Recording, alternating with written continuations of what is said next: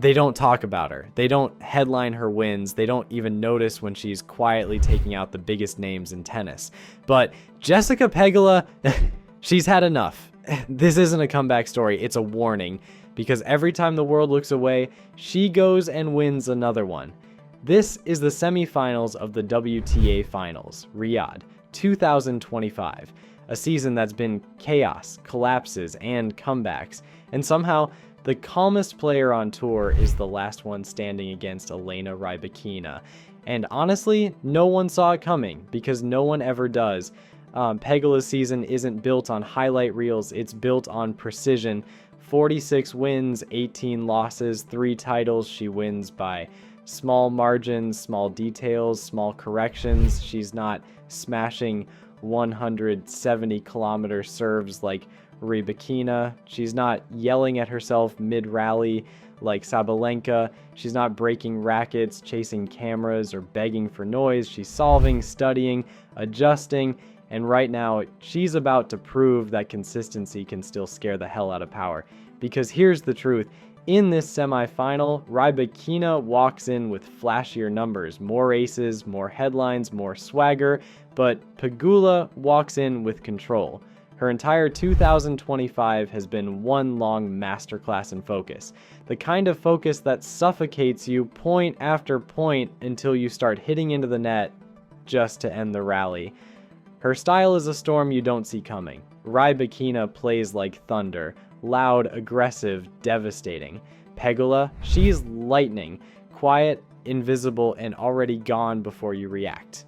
When Pegula plays, she's not trying to beat you, she's trying to erase your rhythm. She makes your power look like panic. Her numbers prove it. She reduces opponent winner percentages from 7% to barely 4%. That's not defense, that's design. It's funny though, because outside the lines, she's still the invisible elite, top 5 player who gets less attention than players ranked 20 spots below. Reddit threads call her boring, Twitter calls her mechanical, but her stats, her calm, her mental game, those scream something else. Pegula's not mechanical, she's mathematical. She's built her career out of silence, the kind that makes other players question their own noise. And look, the irony here is impossible to miss. Rybakina's been called too quiet for years. Now she's facing someone who's even quieter, but sharper. 2 women the media forgets until they ruin someone's day.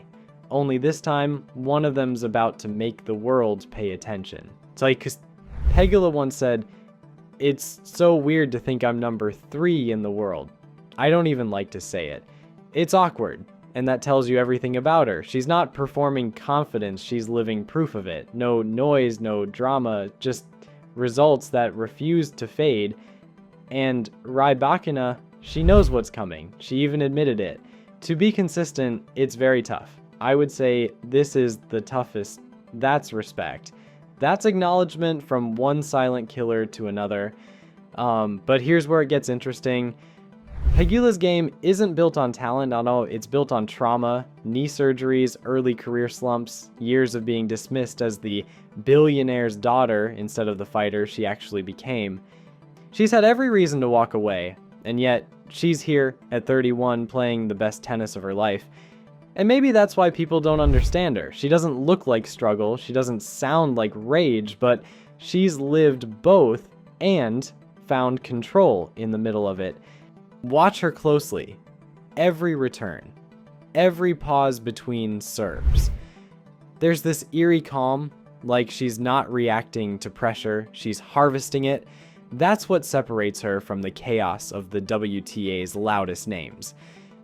Sabalenka screams her way out of tension, Swiatek fights through it with rhythm, Rybakina tries to blast through it. Pegula, she just breathes, and in that breath she turns the whole match around. She turns anxiety into algorithm, because where others see nerves, she sees information. She's playing you, not just the ball. But let's talk about what no one else will. The ugly side of being consistent in a sport obsessed with drama. Pegula wins too cleanly to trend. Her game's too efficient to be exciting. When she wins, the headlines read, Sabalenka's off day, not Pegula's tactical masterclass. And when she loses, she gets death threats from online bettors. That's the paradox of being the quiet elite. You're invisible when you win and disposable when you don't. Still, she never snaps, never posts rants, never swings back, because she knows something the others don't, that longevity beats attention every single time. So when she steps onto that semifinal court against Rybakina, this isn't just another match, it's a referendum on patience, on process, on how much discipline is worth in a world addicted to instant impact. Rybakina's power will test her. Those flat, heavy forehands will come like bullets. But Pegula's control, that subtle, suffocating precision, it's going to make those bullets land just wide, just long, just enough. And when that happens, you'll hear it. Not the crowd. Not the commentary. Just that quiet voice in your head saying, "She's doing it again." You know what's crazy? I've watched this sport for years, and it still amazes me how people confuse silence for weakness. Pegula reminds me of every player who didn't fit the mold, the ones who didn't sell chaos, so they had to sell consistency instead. It's harder, it's lonelier, but it's also way more powerful, because when the noise fades, and it always does, it's the ones who kept showing up that define eras. I don't think Pegula's playing for headlines anymore. I think she's playing for something bigger. It does for proof that structure and calm can still win in a sport that rewards volatility. She's redefining what toughness means, not through power, not through drama, through durability. She doesn't have to scream when she wins. Her numbers do it for her. 46 wins, top 5 at 31, still peaking while others are burning out. You can feel that quiet vengeance in how she walks back to the baseline.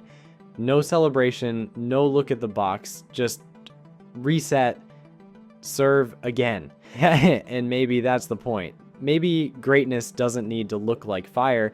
Sometimes it looks like a woman who just refuses to go away.